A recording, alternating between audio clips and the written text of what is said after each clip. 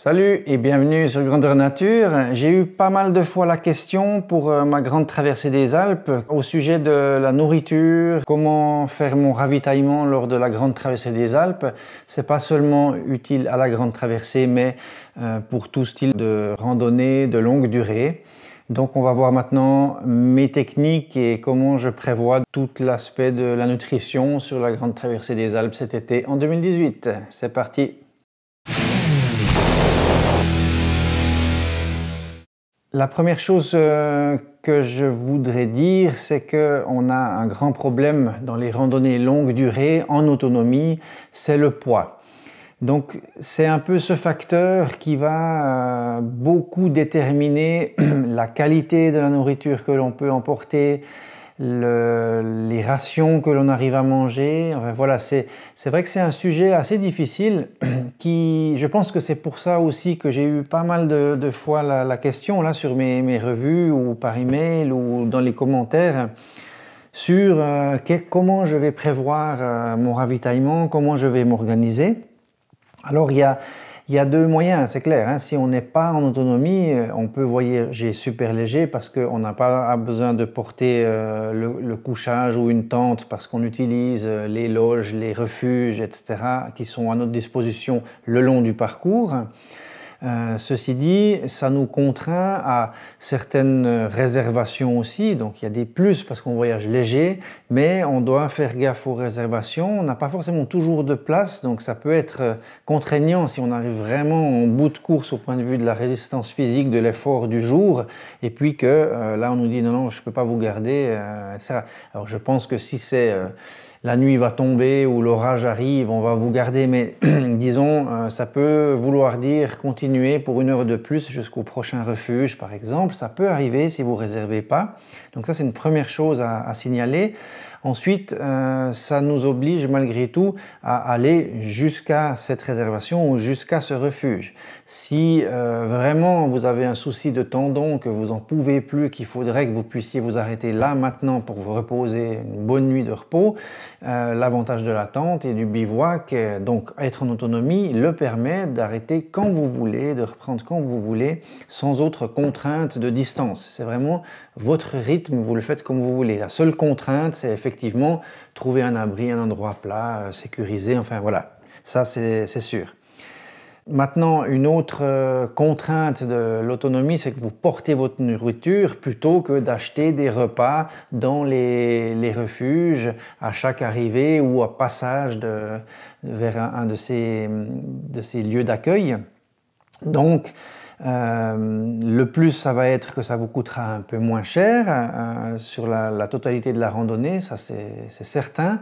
Et le côté négatif, c'est que vous portez du poids et c'est probablement ce qui pèse le plus lourd. Alors on a différentes techniques, c'est clair, si vous deviez emmener avec vous de la nourriture traditionnelle comme à la maison, vous vous retrouvez pour, disons, allez, prenons une base de 2 jours de ravitaillement, ce qui est en gros à peu près la moyenne sur laquelle il faut se baser pour la grande traversée des Alpes. Il y a certaines sections où on va être à 3 jours de ravitaillement avant de pouvoir de nouveau trouver un magasin, disons, conséquent pour faire un plein complet. Mais prenons 2 jours. Idéalement, je prévois, moi, et j'ai un calcul qui est basé sur 1 kg par jour de nourriture. Ça veut dire que c'est assez peu, hein. Si vous avez quelques pommes, un bout de viande et des légumes, vous êtes déjà en dessus. Donc c'est possible. En plus, le problème c'est que si vraiment je veux faire une cuisine complète, il faudra du sel, du poivre, des épices, de l'huile pour pouvoir cuire, rôtir, enfin, etc. Donc ça commence à devenir un peu difficile. L'autre chose aussi, c'est que souvent la cuisson peut demander beaucoup d'eau afin de préparer les aliments. Donc on a des différentes variantes qui sont possibles. Il y a des moyens de bien manger, même en mangeant du lyophilisé. Donc c'est des plats qui sont pré-cuits et ensuite déshydratés, qu'on va réhydrater sur le moment. Donc on a soit des choses du commerce qui sont faites, plus ou moins naturelles, hein, suivant les marques qui proposent des aliments lyophilisés. Il y a aussi des personnes très courageuses et que j'admire beaucoup qui font eux-mêmes, qui créent eux-mêmes leur propre ration lyophilisée, naturelle, bio, enfin, etc. Ça, c'est vraiment la toute grande classe. Personnellement, je n'ai pas le courage de me lancer dans cette aventure-là pour plus d'un mois de randonnée parce que ça fait énormément, ça fait 80 repas qu'il faudrait faire, plus sans compter les petits déjeuners par exemple. Donc c'est assez difficile, c'est un peu trop pour moi. Et surtout, il y a aussi un autre problème, c'est que il y a la conservation, c'est des températures assez chaudes, et puis on ne peut pas prendre d'un coup toute la nourriture. Ça fait partie de la stratégie de ravitaillement, donc je vous expliquerai justement, c'est ça le but, comment je vais m'organiser. L'autre chose que je tiens à dire, c'est que du coup, vu que ce n'est pas moi qui vais faire ma propre nourriture tout le temps, c'est pas un voyage culinaire et de gastronomique qu'il faut voir pour la grande traversée des Alpes. Ça veut dire que c'est souvent les true hikes ou les randonnées longue durée, c'est pas vraiment là où on va manger le plus sainement parce que pour les raisons que j'ai citées, le poids, la distance, l'accessibilité à des magasins, à des grands magasins avec des produits frais, c'est pas toujours facile. Donc on mange un petit peu ce qu'on trouve, ce qu'on peut et surtout avec le plus de calories possible. Sachez que vous consommez en dessus de 3000 calories par jour, c'est énorme, hein, les besoins en montagne pour se réchauffer, l'effort, enfin voilà, en plus vous dormez dehors, donc il y a tout un processus qui se met en marche entre 3 et 4000 calories. Il faut savoir que les repas lyophilisés, souvent ces paquets de pâtes mixtes avec viande ou pas ou légumes, enfin voilà, sont tablés vers les 500-600 calories. Ce qui est relativement peu, si on peut le dire, dans le sens où c'est pas en mangeant 2 plats de pâtes midi et soir avec ces 1200 ou 1300 calories que ça va vous couvrir les besoins de la journée. Il faut compléter avec des snacks, des fruits secs, des choses, des barres de céréales, du muesli, enfin voilà, du fromage, du pain. Enfin, il faut y aller, pas hésiter à bien manger pour pouvoir tenir le coup au point de vue de l'énergie.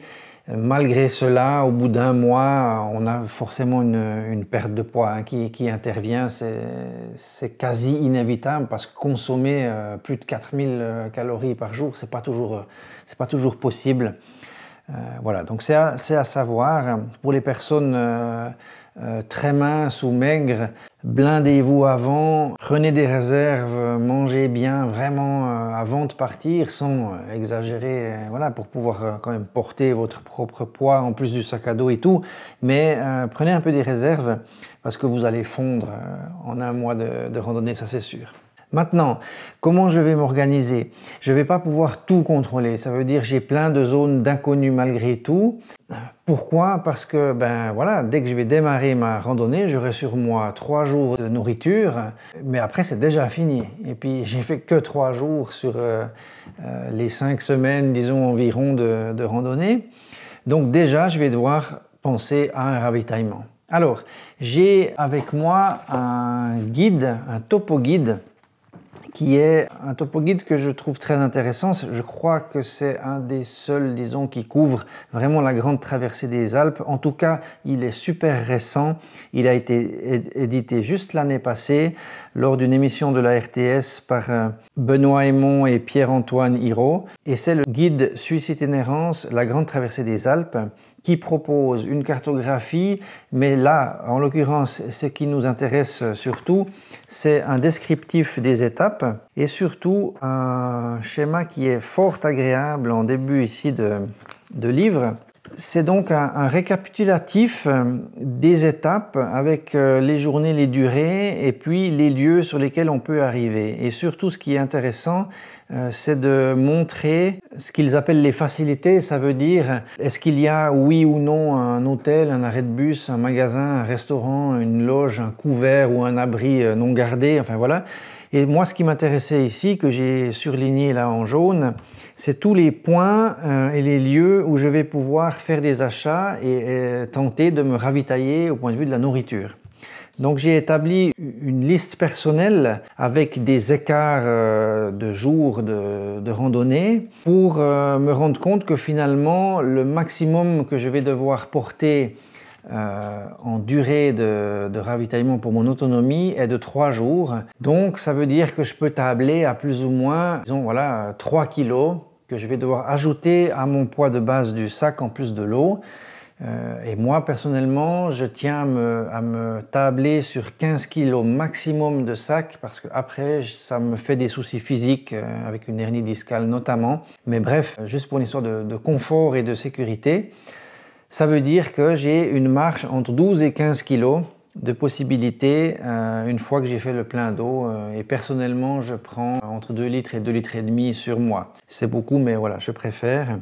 Ça me fait toujours une marge en arrivant sur le campement pour pouvoir quand même manger les aliments lyophilisés si par hasard j'ai un peu loupé ou je me suis planté avec le ravitaillement en eau. Donc c'est quelque chose de très pratique et que je vais utiliser. Ce que j'aimerais faire donc, c'est partir au début avec 3 jours de nourriture. Ensuite, je vais trouver un premier ravitaillement que je vais devoir atteindre pour pouvoir faire des achats. C'est clair que dans ces magasins qui peuvent être des petites épiceries de montagne, je ne vais pas toujours trouver des aliments lyophilisés pour trekkers.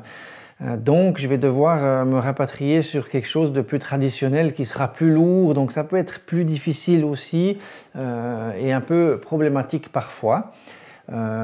J'ai toujours la possibilité de pouvoir acheter un repas et de me nourrir dans les refuges d'accueil. C'est clair que de temps en temps je vais m'offrir des extras ponctuellement. Je ne tiens pas à faire de l'autonomie absolue. D'ailleurs, si je voulais faire de l'autonomie absolue, je devrais porter avec moi 5 semaines de nourriture. Parce que sinon, on ne parle pas d'autonomie absolue. Là, c'est une quasi totale autonomie dans le sens où j'ai des points de ravitaillement, mais voilà, je ne suis pas non plus extrémiste. Donc, de temps en temps, je vais m'offrir un bon repas à prendre par-ci, par-là. Une astuce que je vais faire, c'est que je vais m'envoyer en poste restante des paquets avec dedans des aliments lyophilisés préparés donc justement pour les trekkers, ce qui va me permettre des barres de céréales un peu plus denses, enfin 2-3 choses comme ça très pratiques pour les randonnées que je trouve pas forcément dans les magasins justement. Et puis je pense sur 3 ou 4 postes restantes dans les plus grandes villes où je peux peut-être faire un arrêt, un gros arrêt, voire un jour off sans randonnée pour la grosse lessive, le ravitaillement justement, peut-être envoyer des cartes mémoire de vidéos parce que je vais tout documenter. Voilà, ce qui me permettra à un certain point, tout à coup, de retrouver des aliments lyophilisés plus légers, de nouveau avoir 3 jours de préparer dans ces boîtes-là. Donc poste restante, ça... Les paquets sont gardés 2 semaines, ça j'en suis sûr. Je ne suis pas sûr si c'est 3 semaines, il faudrait que je recontrôle bien avant. Voilà, donc je fais une commande en ligne dans un magasin qui fournit des aliments pour randonnée et compagnie. Et puis je les fais simplement envoyer sur les lieux que je souhaite. Maintenant, pour présenter un petit peu ce que je prends, donc à savoir, il y a 2 styles. Les marques, ben voilà, c'est ce que c'est. Hein. Je ne vais pas commencer à dire « Ouh là là, non, je ne cite pas de marque, blablabla ». Je ne suis pas sponsorisé pour aucune de mes revues que vous trouvez dans toute ma chaîne, mais voilà, on a forcément des marques, hein, malgré tout, il y a quand même quelqu'un qui fait ces trucs. Donc ici, par exemple, c'est juste pour vous montrer, on a des pâtes aux champignons faites par un magasin qui s'appelle la Migros, que les Suisses connaissent bien. Ça, c'est pas des aliments lyophilisés, c'est des préparations qu'on va tout en un avec déjà la sauce et tout, etc. La sauce, elle est lyophilisée, mais les pâtes ne sont pas pré-cuites. Ça veut dire que pour celui-là, il y a 10 minutes de cuisson. Donc pendant 10 minutes, je vais déjà devoir faire bouillir l'eau. Ensuite, je vais verser le sachet dans la casserole avec l'eau. Et pendant 10 minutes, je vais consommer du gaz pour pouvoir cuire ces aliments-là.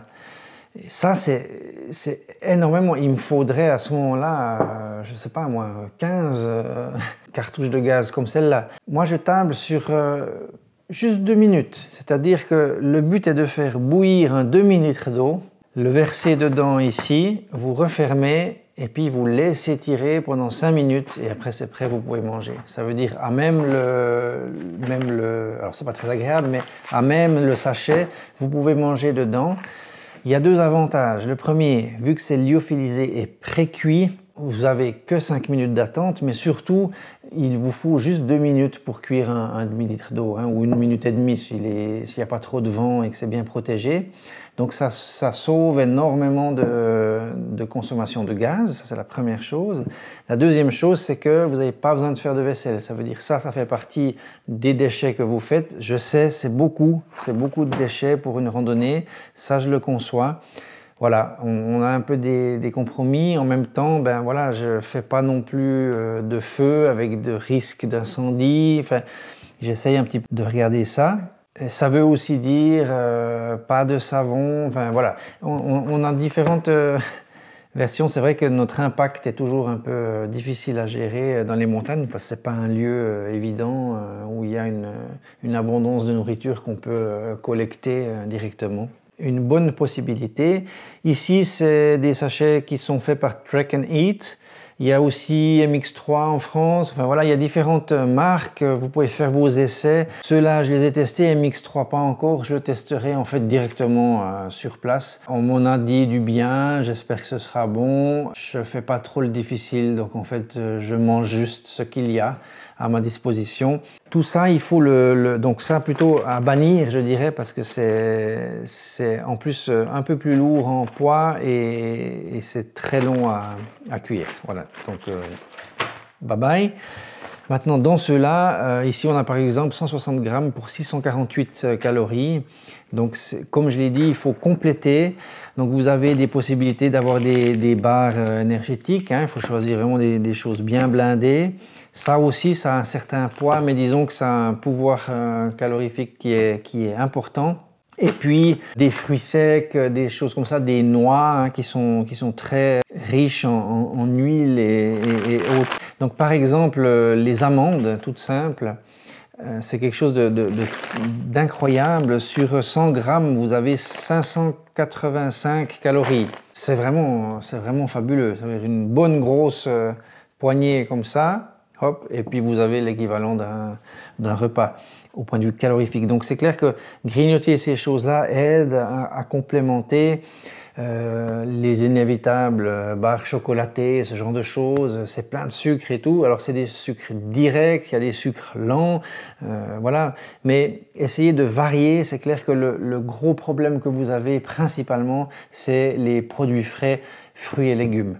Donc ça, c'est la chose qui est super lourde parce qu'elles sont composées principalement d'eau. Donc c'est un peu plus compliqué, mais lésinez pas là-dessus. Dès que vous passez dans un village, payez-vous 2 pommes, de toute façon vous en mangez une et puis le soir la deuxième. Enfin, je veux dire, c'est des choses qu'il faut penser. On a un petit coup, tout à coup, plus de poids à prendre, à porter, mais c'est bénéfique pour notre corps. Aussi des légumes frais, vous pouvez les manger crus aussi, il n'y a pas forcément besoin de cuire longtemps, etc. Juste pour revoir un petit peu comment je m'organise, puisque ça fait aussi partie du phénomène nourriture, hein, puisque c'était le but de savoir comment j'allais m'organiser pour la nourriture. S'il y a un endroit sécurisé dans le sens où je peux faire un feu sans aucun risque de démarrer un incendie par les conditions météorologiques ou l'aspect du terrain, je vais volontiers faire un feu pour la joie, pour la chaleur, pour l'ambiance, pour la méditation, etc.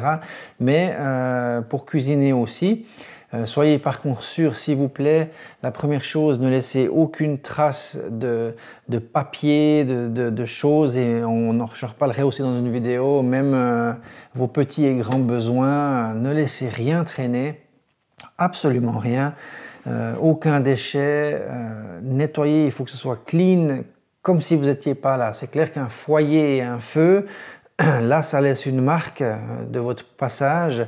C'est important à ce moment-là d'être vraiment mais super sûr qui soit absolument totalement éteint et méfiez-vous des braises qui couvent en fait au fond du foyer qui peuvent faire repartir, par exemple si c'est un peu dans une forêt de résineux, des choses comme ça, c'est très dangereux parce que ça peut bourronner en fait puis prendre depuis le sol dans la tourbe ou des choses comme ça. Donc méfiez-vous, arrosez abondamment. En général, je ne fais pas de feu si j'ai pas à proximité relativement immédiate un point d'eau. Je porte avec moi un petit bassin portable de 10 litres d'eau qui pèse 30 grammes, donc c'est vraiment rien du tout. Donc ça me fait une grande cuve pour me laver et pour laver la vaisselle si j'ai besoin, ou même faire ma lessive à plus de 100 mètres du cours d'eau. Donc ça c'est une obligation qu'il faut faire. On ne fait pas la lessive ni on se lave dans les cours d'eau parce qu'il y a d'autres gens qui boivent et qui prennent l'eau plus bas. Enfin voilà, c'est une histoire d'éthique et surtout si vous êtes seul, perdu au milieu de la Sibérie, peut-être il n'y a pas de souci, mais là c'est des coins qui sont fréquentés, donc on l'évite. On n'est pas du bétail, on a une réflexion possible, donc faites-le. Donc le feu, voilà, et en partant, bien sûr, je vais justement verser cette bassine sur l'endroit du feu, être sûr que ce soit absolument totalement éteint avant de quitter les lieux. Ça, c'est hyper important. Ça veut dire, en général, c'est le matin, donc il y a eu toute la nuit pour qu'il se calme. Je l'ai déjà arrosé. Je recontrôle avec la main, je vais plonger dedans, regardez, et re-arroser. Pour résumer, j'ai cette popote. Vous trouvez une revue détaillée avec le lien qui s'affiche ici. Une étoupe pour faire la vaisselle en inox. C'est beaucoup plus léger. C'est tout le temps sec. Dès le moment où je secoue, c'est parti. C'est beaucoup plus hygiénique. Ça veut dire qu'il n'y a pas de conservation des aliments là-dedans et que ça pue et que ça reste mouillé, enfin, etc. Donc ça, c'est absolument nickel. Cette petite popote, elle a un couvercle, donc ça me permet de faire des œufs au plat. Justement, on parlait d'agrémenter un petit peu avec ce qu'on trouve, peut-être un petit bout de viande ou de rissoler quelque chose. J'ai une tasse ici, ça c'est bon pour le café et compagnie. Oui, j'ai oublié de dire, dans les cartons que je vais envoyer en poste restante avec un peu de ravitaillement, je vais aussi envoyer à une place, je pense aux 2/3 du parcours, une cartouche de gaz comme celle-ci, 230 grammes. Donc moi j'en ai plein ici avec moi pour mes randonnées, mais j'en envoie une. Je suis quasiment sûr que je vais arriver à terminer avec 2 bonbonnes. Je pourrais peut-être avec une, mais sur les 2/3, voilà. Je vais prendre quand même pas trop de risques. Je vais m'en envoyer une. Donc c'est un petit réchaud qui se visse sur la bonbonne. On allume, c'est rapide, direct. C'est l'avantage par rapport au feu, c'est que vous arrivez sur place, vous plantez, vous mettez un demi-litre d'eau, vous allumez et vous avez 2 minutes pour montrer votre tente. Ensuite, vous pouvez verser cette eau-là. Vous avez encore 5 minutes pour finaliser le campement, gonfler le matelas, etc., préparer l'intérieur. Au moment où c'est prêt, vous pouvez manger et puis aller dormir. Si vous venez de faire 10h30 de marche, vous serez content de ne pas commencer à devoir faire un feu encore, etc. Voilà, j'espère que j'ai répondu, disons, à vos attentes. J'ai pas de clé en main exacte. Je vais juste énumérer maintenant les lieux sur lesquels les ravitaillements sont possibles. Sachez que j'ai fait des recherches sur Internet pour essayer d'aller voir le lieu parce que dans le topo guide, comme j'ai expliqué, il y a des points de ravitaillement qui sont notés, qui sont ciblés. Mais voilà, il y a un petit signe avec un caddie, mais je ne savais pas qu'est-ce que ça veut dire. Est-ce que c'est une toute petite épicerie où je trouve juste du pain, du fromage et des œufs? Ou alors est-ce que c'est un gros supermarché dans lequel je vais pouvoir vraiment compter sur un ravitaillement complet pour 3 jours par exemple ou comme ça? Donc j'ai été un peu chercher. Il y a certaines justement Contamine où c'est un carrefour. Il y a 2, il y a Carrefour et Sherpa, un magasin de montagne. Donc voilà, j'ai un petit peu répertorié tout ça. Il y a des intermarchés, des carrefours et les magasins Sherpa, et puis aussi des épiceries locales, privées en fait.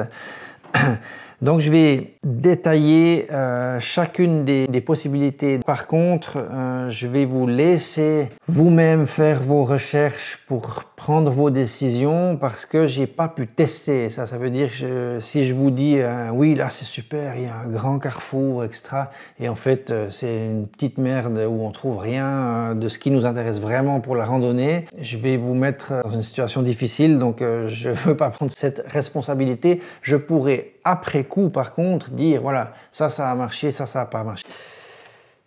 Ok, Modane, donc Modane, Valfréjus, Roubion, Montgenèvre, Briançon, là c'est un gros ravitaillement possible, Seillac, L'Arche, Saint-Étienne-de-Tinée, Auron, Saint-Sauveur-sur-Tinée, Saint-Dalmas-Val-de-Bord. Puis ensuite, il y a un gros passage jusqu'à Sospel, qui est juste avant Monton. Donc là, c'est la dernière zone un peu difficile, avec quasiment pas de ravitaillement. Il faudra cette fois que je mange en refuge. Voilà. Vous trouvez différents liens vers le bas pour différentes adresses utiles. J'espère que j'ai pu vous aider, vous donner un petit peu des idées sur le ravitaillement, comment je vais me débrouiller, s'il y a peut-être d'autres solutions, plus manger en refuge, moins, enfin voilà, il faut essayer de jongler avec ce qu'on a. De toute façon, c'est bien aussi d'avoir un peu d'inconnu, parce que sinon ce serait embêtant si tout était absolument planifié. Je suis assez précis, je vois bien où je vais, mais bien sûr, j'aime bien aussi quand il faut un peu se débrouiller et puis on va faire avec, ce sera super. N'hésitez pas à poser vos questions dans la zone de commentaires en bas. Abonnez-vous à la chaîne pour suivre les aventures et également le récit en fait des journées de randonnée. Bye bye, merci.